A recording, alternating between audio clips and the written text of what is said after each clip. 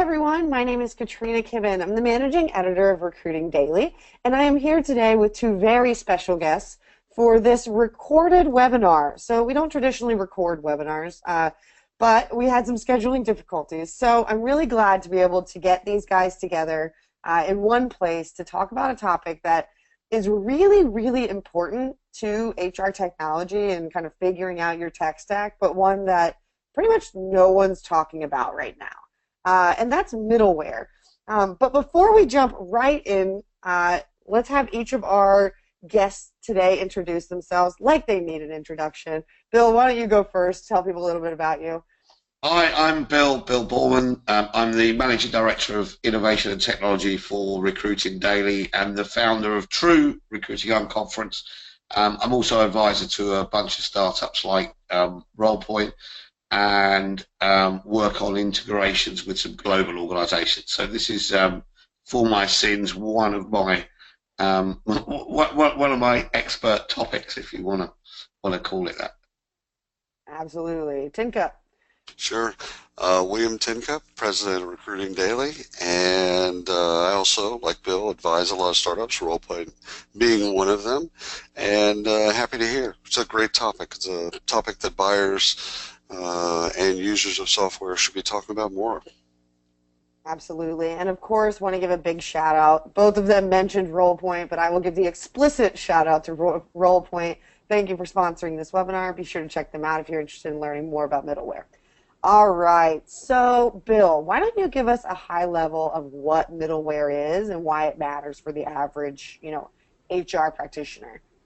Okay, so there's two key issues to consider here. And I think the first one is coming at technology from a user viewpoint. So if I'm a user and our audience is primarily recruiters and talent acquisition, I actually want all my technology to be in one stack. And I don't want to be thinking that I'm logging into my referral software, I'm logging into my job posting software, I'm having to go into my CRM or my ATS or the many different systems. I think one of the customers that I work with uses 27 different pieces of technology or 27 different vendors. You don't want to have to log in and out 27 times or have your data in 27 places without it flowing in one direction. So what a true integration technology does is enable you to operate all of those through one screen, which gives the user one screen experience, which makes life so much better. But it also makes sure all of the data going in and coming out is in the same format and is flowing in the same direction, so you can get in and interrogate that properly. And that's kind of to understand how key that is. If you've got so many different touch points and you've got all your data in a different place, you just can't organise or segment or understand anything of what you're doing. The complication that we get with this is most people actually talk about when they talk about integration are really talking about emulation, which is something quite different, and that's most of the technology that we've seen. Emulation is copying one process to another as if it was being done by a human. So, for example, when we talk about mobile apply, it might be uploading a resume, and it's kind of like you've sent that resume off to somewhere, and somebody's sat down and they've started entering into the system in exactly the same way. That's emulation. That information is going from one place into another, but nothing is coming back out. In a true integration, what you've got is data going in and coming out. So each technology is speaking to each other and operating on that basis. Absolutely. Makes sense. If that makes sense, a short version of what it is, and trying to make it sound really exciting for the listeners. Stick with us. Right. I'll give you a gem right at the end if you stick with us, I promise you. So is 27 a pretty typical tech stack, like 27 tools that are all integrating? Tincup, is that something you experience a lot with these practitioners? Or not integrating, I think that's the main question. Or not integrating, emulating. Oh yeah, I don't think there's any two technology stacks perfectly alike anywhere in the world. I think that these are organic things that happen. I think that some clarity, probably brought by Bill and other people smart like him, is that, here's what you should buy, and here's kind of the order in which you should buy these things, and here's how they should play together. There's a sandbox, if you will, and the kids should all play well in the sandbox together. So I think the larger the company, it follows, it tracks that the more technology that they consume, right? If you have a global enterprise and they have 100 employees in 140 different countries, just payroll technologies and benefit technologies is going to be in the 30s and 40s. Just handling that transaction. Not to deal with compensation or performance or anything that happens in talent acquisition. So I think that as you track the larger, it's more complex systems, and you have amongst those, you have players that are integration friendly, data friendly, if you will, and you have players in there that aren't integration friendly, either through their software isn't, or the way they approach data isn't altogether friendly. So I think on some level, the smaller the organization, the more simple a technology stack is. But if you go all the way down, let's just start a company here real quick. The three of us. Once we get up to 5, 7, 10, at one point we start bringing technology on board, and it might be things like Career Builder or Monster or Craigslist. We use that as our ATS or sourcing play, and then we use a ATS like CATS or Smart Recruiters, and kind of keep going along the line. At one point you wake up with Excel doing a lot of things in HR and recruiting, and then other tools outside of Excel. So we kind of start from the beginning of not really integrating technology. You have these Excel. That all the time, William. I think that's the other thing, is that we can plan ahead, and someone could ask both you and I, what do we think is the best technology for doing this, and we could say, oh, it's this, and then next week something else could come in the market. We should say, actually, no, now we need this bright shiny object, and now we need this. And that's really the evolution that's caused this, that constantly we're needing to plumb in new bits of technology without necessarily a method to do that. And I think we can expect it to go that way. The other important point William's made is, when we're talking about globalization, the way in which companies are growing globally is generally through acquisition and mergers and joint ventures. It's not so much organic, because that's the fastest way of doing it. What you usually find is, when you're acquiring a company, you're also acquiring their legacy technology. So that's right. One of the companies I'm working with at the moment, we have 110 different ATSs. Oh, yeah. Pick one area out. So you're acquiring all their bad decisions, essentially. Yes. Every bad decision that they've ever made. Yeah, you've now got your bad decisions and all of their bad decisions. Right. Yeah, but I think equally, talent acquisition organisations and any chiefs looking at it will recognise that when they try and impose something on a local basis because they've acquired a company, or because they've gone, right, we are all going to be Taleo, or we are all going to be PeopleSoft, and you're all going to use this system, and that this is the word, and it doesn't matter whether you're in Jakarta or you're in Istanbul, you're going to be using our system and it's going to work. And they kind of go, no, it doesn't quite work that way. And then you go somewhere like China and they go, oh, we have the Great Firewall of China in front of it, so we can only use a Chinese technology, right? So you've got to find, and I think that's the other part of integration, is saying, from a global point of view, how do we give people the local freedom to make their own technology decisions and use what works for them, while making sure everything's in the same format, so that as a global leader, I can get data, I can do analytics, I can look at performance and look at the important metrics country to country. And that's kind of how we end up in this place. So some of that starts with the data. Yeah. Oh, go ahead. Go ahead. Well, I think that... Go ahead. I really You're the guest. I'm just the host. No, do you ever do that on FaceTime where you fake a So here's the thing. Some of that's a data standard. Companies have to think about a data standard, and they also have to think about properties in which they want all of their technologies to play. Bill's right. When you get down to localization, forcing a technology never works. But giving them the freedom to pick whatever they want, as long as it adheres to both a data standard and a protocol in which you want to both push and pull data. Now, if it does that, you're at least 10 steps ahead of everybody else. Yeah. Well, what I was about to say was that I think that's what's held a lot of us back when it comes to shopping is, well, it has to work with this. That immediately cuts out vendors who are innovating, who are taking the next step, right? When you're saying, okay, no, I have to hold this line, whatever your line is, if it's your ATS, if it's your fill in the blank. I'll play devil's advocate, though, real quickly. I tend to tell buyers to ask that question in the buying process. Who are you integrated with? How many integrations have you done? So I tend to tell buyers, don't be the guinea pig. Yes, there's other things that potentially are better, more innovative, etc. There's always a newer shiny object, as Bill has already talked about. But I tend to say, you know what, you got too many other things going on. Go into a situation and ask a greenhouse, if you will. Greenhouse, how many integrations have you done with Rollpoint? Okay, 100? Yeah. We've actually done that.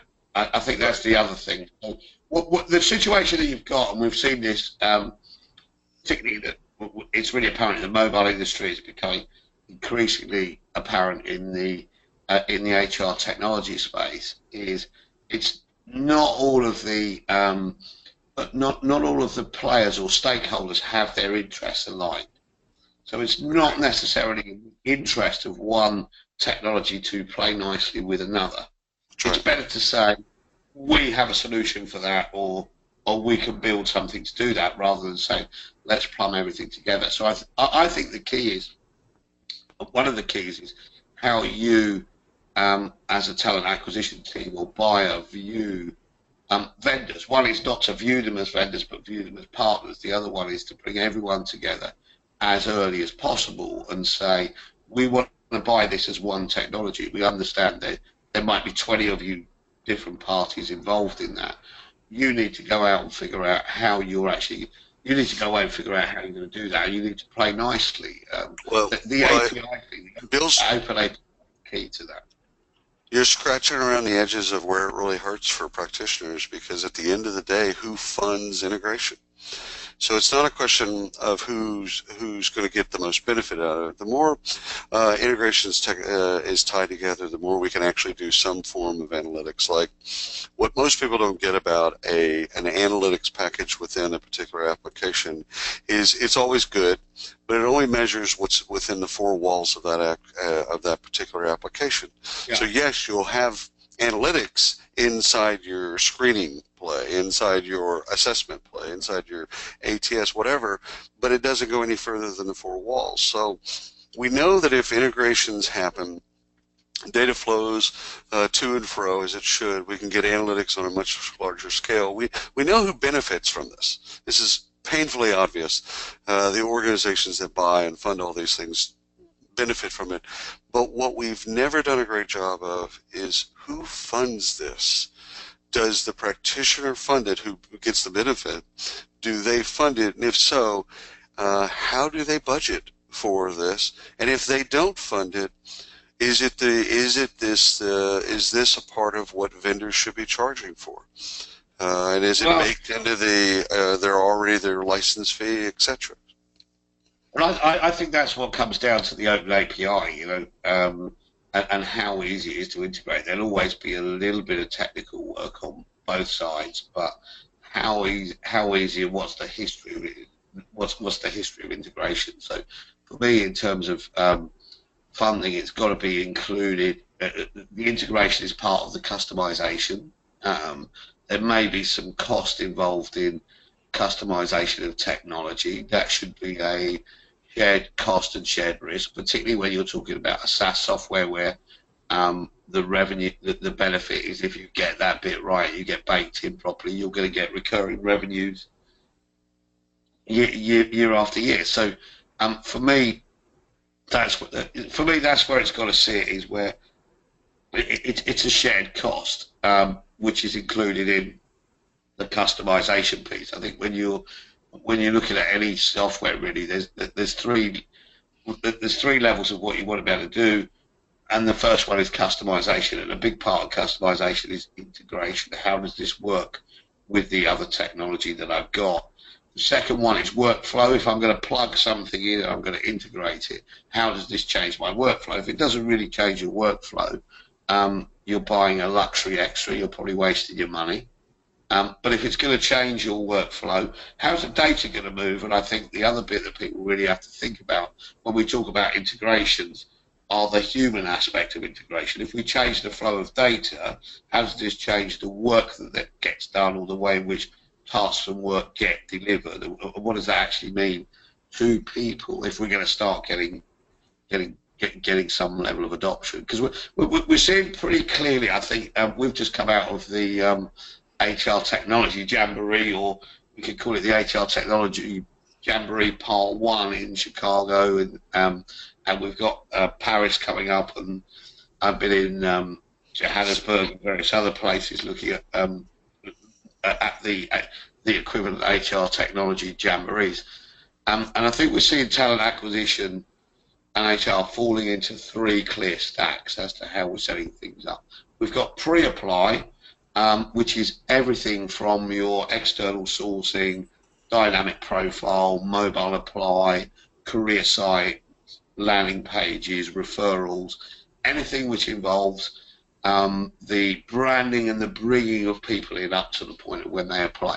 Then we've got the post-apply, and that's really the difference between the CRM and the ATS. And the post-apply is the ATS. Once you've hit the apply, what happens to you? How do you progress? Where have you got up to? And what we're seeing in talent acquisition is that post-apply goes all the way up to onboarding from an admin point of view. So it's everything in talent acquisition is up to all the paperwork's been signed, everyone's assigned, there is a start date, things are going on. And then we have a third piece, which I'm calling nurture and maintenance, for want of a better term, which is the standard admin HR systems. Are you getting paid at the right time? Are you getting the right benefits? You know how to do your expenses and all that kind of key stuff. And then we're seeing more nurture, for want of something else. We're calling it engagement right now, but all the things like wellness and wellness, learning and development, career development, nurture, retention, alumni, everything up to kind of the offboarding level sits in a third stack, collaboration and engagement. I think what we should be thinking about when we're talking about integration is how do we continue that in terms of data flow without the user having to change something. So if they're going from a pre-apply status where we're learning about them into an apply status where they've actually gone, yeah, put my hand up, I'm really interested in this job, let's apply for this job. How does that data continue to flow without us having to go back and say, hey, we know you've been talking to us for 3 months, 4 months, give us your email address again and tell us who you are and give us this information again. Because we're collecting all this data, and then equally, once you become an employee, day one you go into your employee system, you don't want to have to go, oh, give us your email again and tell us where you live. Tell us this information which we've been repeatedly asking. Give us a new resume. And in the same way as when I start doing, if I attend a training course and I go learn something different or a different discipline, I don't want to, and the company records that in the learning and development system, I don't want to have to go back in and go, oh, I'm going to update my internal resume for internal mobility. So I think that's kind of where I'm seeing the stack clearly is technology sits in one of those three definitions. I think we're getting it confused by things which should be overlaid. So something like employee engagement should actually be, engagement should be embedded in every software rather than being I think we have, yeah, I think what's confusing people in this area is we have categories of software in which there's no category of practice. But there's no methodology that matches up. This is why everyone's saying, well, what's employee engagement or what's candidate nurture or what's sourcing? And we end up talking about lots of different stuff. actually what we need to think about is the three horizontal stacks and then the vertical stack. Sorry, three vertical stacks and one horizontal stack, which says what are the things which are embedded in everything that we do, and how do we integrate that? So how do we integrate the engagement from one software to another? How do we integrate the collaboration? How do we take the information out that we're recording from one place, put it in another technology, then whatever. So for instance, if I go from the CRM to the ATS, as much as the information should flow in the ATS should also tell the CRM, this guy or this girl has now been hired. Therefore, we need to change their status for internal mobility. And it shouldn't rely on a person to go, oh, I've got to go and log into that system and do this stuff now. And I truly believe in talent acquisition. If we integrate everything properly, we'll probably take out about 80% of the administrative tasks that recruiters at the end of the day are usually the best paid administrators in the building, by necessity, not by design. And there's not enough time to get on in the tasks that will really make a difference. True integration will enable us to do that. So what's the output for these TA leaders, right? We're talking about, so yeah, they have all these administrative duties taken away, but can you give me some examples of where this data is making a big impact for them or where they're able to make better decisions? Sure, I'll take a step. You want William on that? We'll wait. Sorry, we'll start. We'll get there. William. I'm Bill. So I think some of it is the hope of big data, and it's really truly a hope, is that you're sitting on enough data that you can then predict and forecast. Okay, so what's that predicated on? Well, and why should we pursue this noble goal? Well, you want data. Right now you've got databases, several different types of databases that are essentially stupid. They're dumb databases. They don't really tell you anything that you don't really know. They're repositories. We put data in them for a number of different reasons. And the data or the databases, we've never had the expectation that these things then inform us in a certain way. So one reason that you would pursue this lofty goal is to then be able to predict, to truly be able to use data and databases to tell you what's around the corner, what's coming next. Things like Tuesday's your best interview day, Sally's your best interview, or this is your best interview question, etc. So you got to have the data. And the reason that you want integrations is that every time, like Bill just explained a kind of a course of how data flows, well, if those are in separate systems, every time you have to go in and add data that's already there, you've increased your error rate. Okay, you've increased the position in which humans will make mistakes. And so if you have data like that flows from clunky system to clunky system, and you have to re-enter data, then again the end goal, will you be able to predict off of that data, becomes less and less the more systems you have to do in the error rate. So you want the data that eventually, I mean, it's never going to be perfect, so let's kind of make sure we manage expectations. You're always going to be cleaning data, you're always going to be scrubbing it, you're always going to be kind of perfecting the data that you have, and you'll never have enough data to make, yourself satisfied with the decisions that you make. However, the more you integrate, the less your error rate, okay? And the less your error rate, the more you can kind of trust the data that's there, so that that data, and the expectation is that that data helps you make informed business decisions. Doesn't take away the humans. I think yet another thing that we probably should talk about is, I think sometimes people are terrified that the computers are all going to make, the bots are all going to make decisions for us or eradicate the necessity to have humans. That's not true. First of all, it's just baseless, but let's just say it's not true and just kind of move on. The thing is you want to be able to make data-driven decisions where you've looked at the data has told you something, and then you apply logic, your experience, all kinds of other things to the data. But you're making data-driven decisions. And so I think that, outcome, what is the outcome? Well, I think the one of the end goals is that you're sitting on data and databases that help fill in things that you don't know. And so I think for me, one of the noble pursuits of why you do integrations and why you would go through all this kind of heartache is get to a point where the databases are telling you things that you just could never forecast and never see.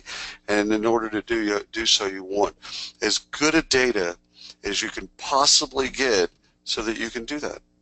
Yeah, I mean, I could give you a really simple example of that. One of the organisations that I work with, we had to figure out why we couldn't hire enough graduates when there was a wealth of graduates available. Now, in order to get all the data understood exactly how someone was hired, first of all, there's three things when you look at hiring.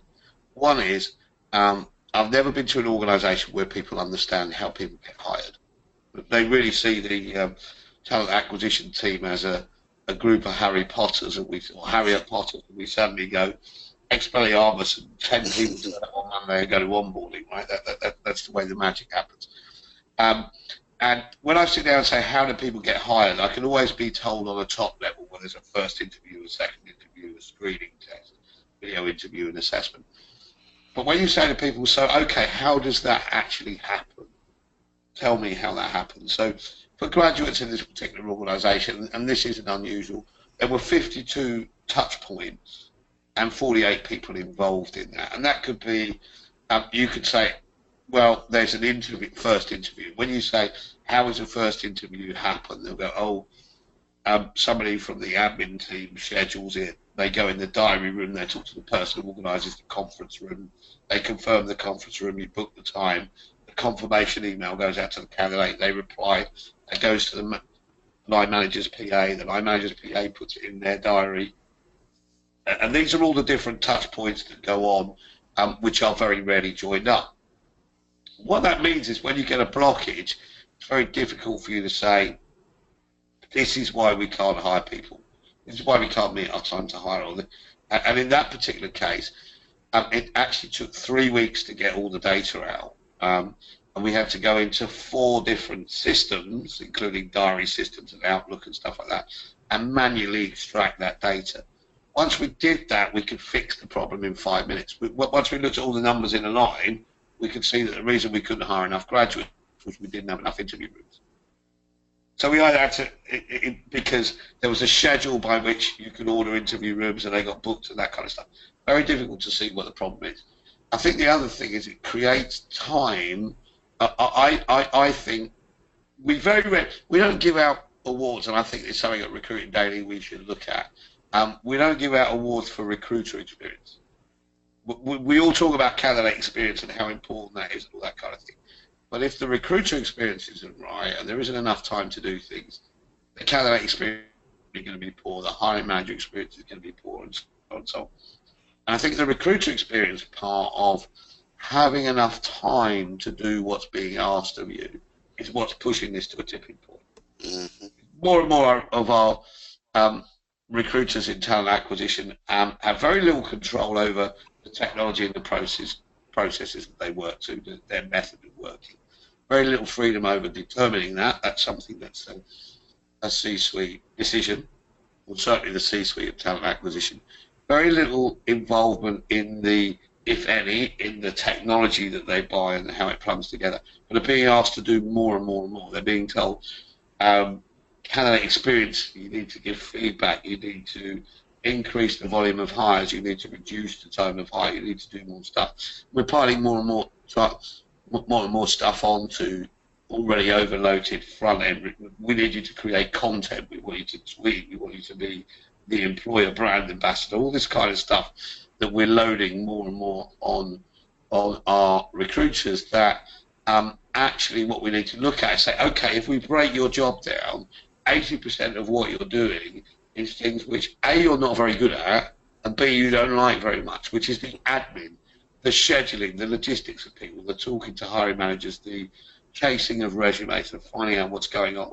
If we can integrate that, if we can integrate those systems and integrate that information to work in our advantage, we can then actually go back and say, you know what, what we're going to do is we're going to give you time to do the recruiting piece.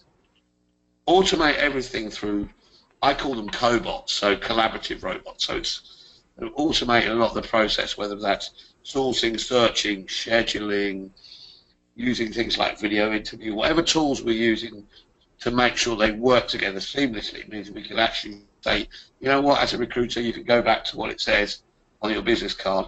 You can go back to recruiting. You can have more time with it. You can interview people properly. You have more time to get job briefs and talk to hiring managers about what's going on. And if we integrate everything properly so that we get the data, the workflow, the pictures, we look on hiring as project management, we'll give you time to do the job that at the moment you don't have time to do by taking away all the other rubbish from you, which you don't like doing anyway. Absolutely. That was a bit of a rant, really. It's kind of... It's a good It rant. makes sense, though.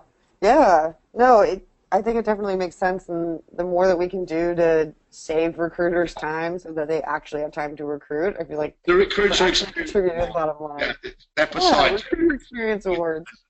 step aside, Jerry I love Christmas, it. the new cat in town. We're going to do the recruiter experience awards. We Oh. decided today. We've got the president on the line. He can commit to that. Love it. So we have about 2 more minutes, and I just want to give a talk. I want to directly address middleware and what Rollpoint offers, because obviously both of you have expertise in that software and understanding what it very specifically contributes. So if you can give me, either of you 2 minutes or both on how Rollpoint specifically addresses a lot of these issues that we've been talking about. Well, it's very simple. It's pure integration software, so it's not emulation. So it sits as a level for data transfer. So it can take data in one format from one place, convert it into the other, and also extract it. So if you imagine it, and what I talked about earlier, emulation would mean upload a resume, and then it's as if I've actually sent that to William, and he's sat there in wherever he is saying, okay, I'll put this into the technology. Just done in an automated way with the Tincup bot, whatever that is.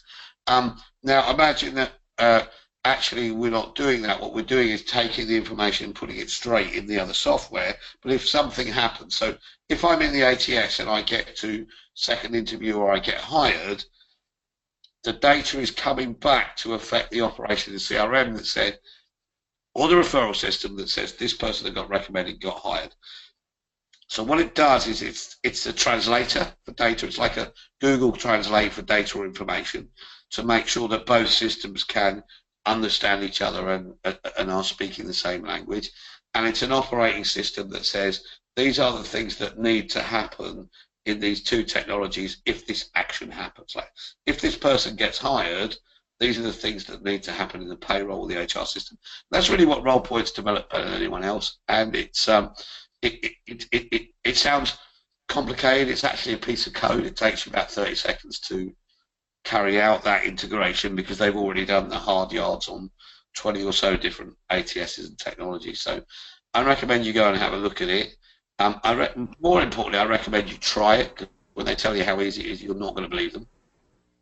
So go try it. Go try it. And the only thing I'd add is kind of how they got there or why they got there. Bill already explained all the guts, if you will.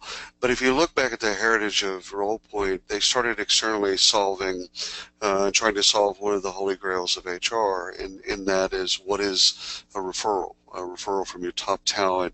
It reduces recruiting costs, it increases morale. It's like we all know that referrals are great, especially the right referrals, right?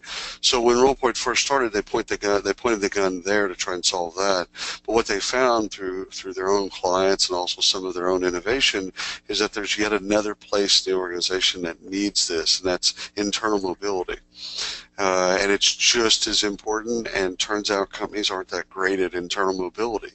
And so in order to be able to interact with all of those different technologies, they had to get great at integrations. Because both on the external side and internal side, you've got a whole host of different technologies to play with, and so they got great at integrations because if for no other reason than they had to, because of where they played. And so yeah, like Bill, I'd say go take a look at it, go try it, It's wonderful software, and it's also got the right heritage. It's coming from the right place. Very cool. Well, thank you both for your time. I really appreciate it. And I hope everyone watching this learned a little something. And thank you again to Rollpoint for sponsoring. We really appreciate the opportunity to create this great content. And stay tuned because there's more great webinars coming your way. Thanks.